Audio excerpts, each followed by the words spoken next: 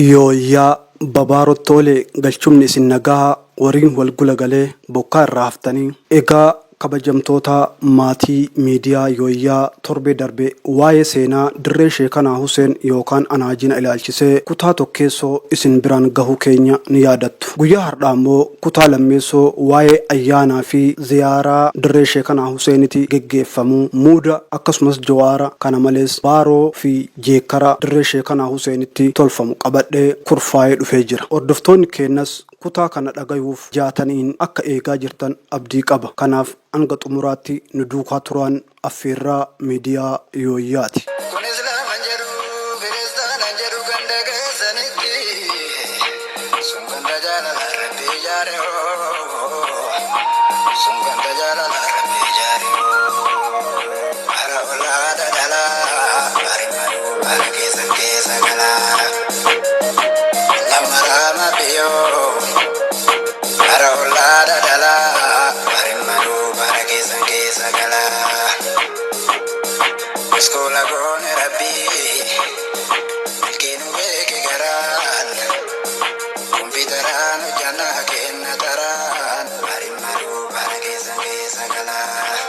Bakka namoonni miiliyoonaan walgahee salaatuudha. Dirreen kun ummanni amantii biraallee heddumminaan ni dhufa. Dhaamsa darbu dhageeffatanii ayyaana hirmaatanii deebi'u. Ayyaanaaf hoggatti yeroo lama walga'u kun bu'uurri isaa kan dur ummanni barattootaa fi barsiisota dirree sheekanaa Huseeniif hoggatti yeroo lama galaa geessaa turanidha.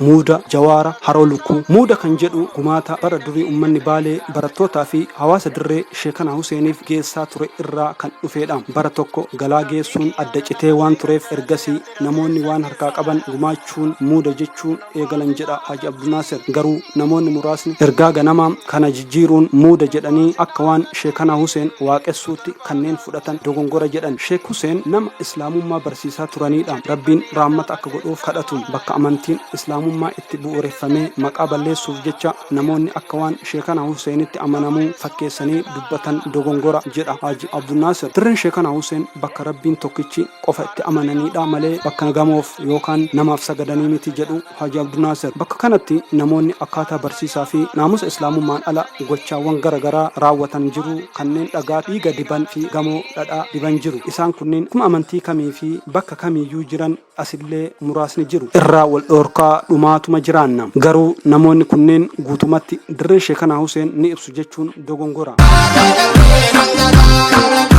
Salaamu alaykum ulle kanane akka feene bulle kanane akka feene bulle isaan bara dheeraa warra seeraa katooba murteeni mur isaan bara dheeraa warra seeraa katooba murteeni bulliyoon bara dheeraa warra seeraa katooba murteeni mur barshiyoon galmaa taatiyoo teessoleen casaa taatiyoo Majaniru hagira rabbeta kile bafte gada Majanere rabbeta namoonni wayita gara dirree sheekanaa Huseen deeman waa lama fudhatanii galu. Bishaan haroo lukkuu fi jawaara. Bishaan haroo lukkuu uffataan ni miicani. Hojii mana keessaafis hin fayyadaman. Dhuguu qofaaf fayyadamu. Sheekanaa Huseen wayita jiran yaa Rabbi bishaan kana ummata kiyyaaf dawaa naaf godhi jedhanii kadhatan. Isaan tuqotee bu'uuresses jechuun waa'ee haroo lukkuu ibsu Haji Abduu Naasir. Jawaarri ammoo namoonni dachee kana wayita dhufan erga kadhatanii booda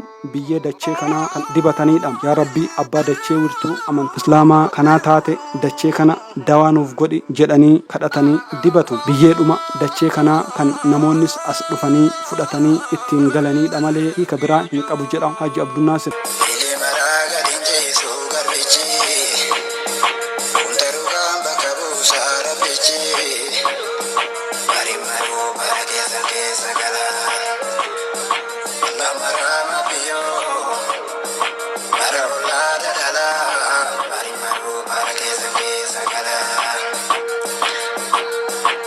Baaroo fi Sarmadee.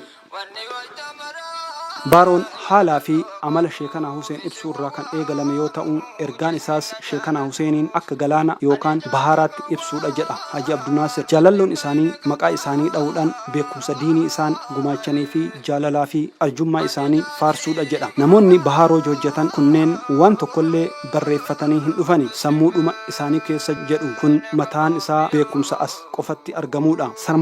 Sarmadee kan jedhamu warra dibbee dhahee sirbuudha. Kun bara Sheekanaa Huseen lubbuun jiran kaasee asitti waan beekamu hin turre jedhu Haji Abdunaasir. Namootumatu yeroo keessa fidan bara mootummaa TPLF keessa namoota muraasaan eegalamte kan jedhan Haji Abdunaasir. Sarmadee kana wayita hojjetan warri dhiirotaa toora tokkoon, dubartoonni immoo toora tokkoon dhaabbachuudhaan dibbee fi harka rukuttaa sagalee walqixxeeffatanii jedhu. Sarmadeen yeroo ammaa baaroon aartii keessa galee ammayyaawaan meeshaa muuziqaa dabalamee hojjetamuu isaatti akka hin gammanne dubbata Haji Abdunaasir. Baaroon aartii keessa seenee beekamuu osoma jaalannu garuu waan jibbinu immoo qabna. Karaa shari'aa islaamaa hin eegneen hojjetama. Ammoo baaroo dubartiin yookaan dhalaan jechuun dhoorkaadha. Baaroo dhalaan yookaan dubartiin jechuun dhoorkaadha. Baaroo sheekaa amantii islaamaa ittiin faarsuuf eegalame kana bifa sirbaatti geeddaruunillee ergaa baaroo balleessuudha jedha Haji Abdunaasir. Baaroon meeshaa muuziqaan dabalamuudhaan hin qabne warra sirba baasanis osoo nu gaafatanii wayyaam, osoma nutti hin beekne muuziqaa hojjetanii maxxansu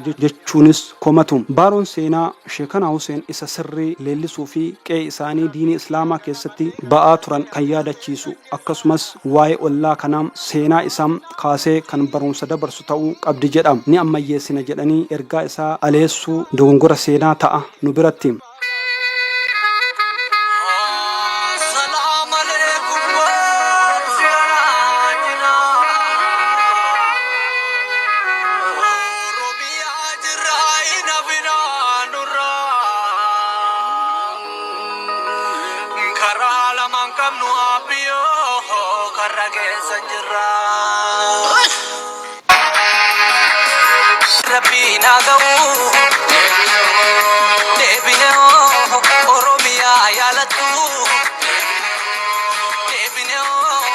Sakiinaa Anaajina. Sheekanaa Huseen addunyaa kanarraa du'aan boqotanii booda imaamonni yookaan dura buutonni torba itti aanuun barsiisaa turan. Ergasii booda ammoo Sheek Muhammad Tilmoo namni jedhamu bakka kanatti barsiisaa turan. Namni kun isaaniif abbaa torbaffaa ta'uu kan himan Haji Abdunaasir. Imaamonni Sheek Muhammad Tilmootti aanuun bulchaa turan Haji Abdullaahi ture, Imaamu Shaafi'ii, Imaam Abdulqaadir, Imaam Muhammad Sayyid, Imaam Muhammad amma dhufe guyyaa har'aan bahutti barumsi madarasaa addaan cite hin beeku jedhan. Yeroo keenya kana keessattis beektonni amantii islaamaa kanneen akka Ustaaz Muhassin fi Ustaaz Abdul Baasit nama jedhamutu barsiisaa jiru. Haala bulchiinsa abbaa irraa ilmatti darbuu kun bara bulchiinsa dargii keessa haalaan erga gufatee booda hanga ammaatti dadanqamaa jira jedhan. Garuu namoonni dirree kana qubatanii hambaa kana eegan guyyuu dirqama isaanii bahaa jiru jedha.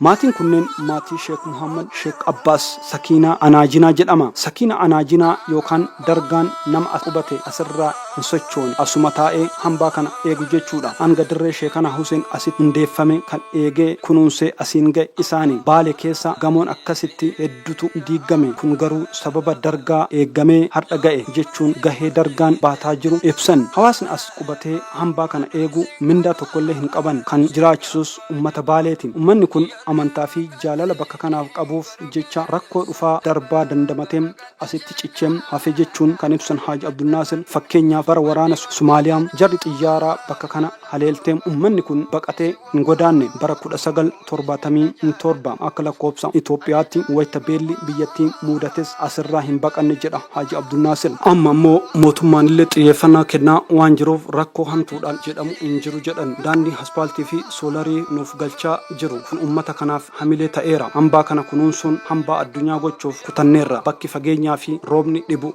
akkasumas bishaan dhabuun garuu guddoo nu miidhaa jira.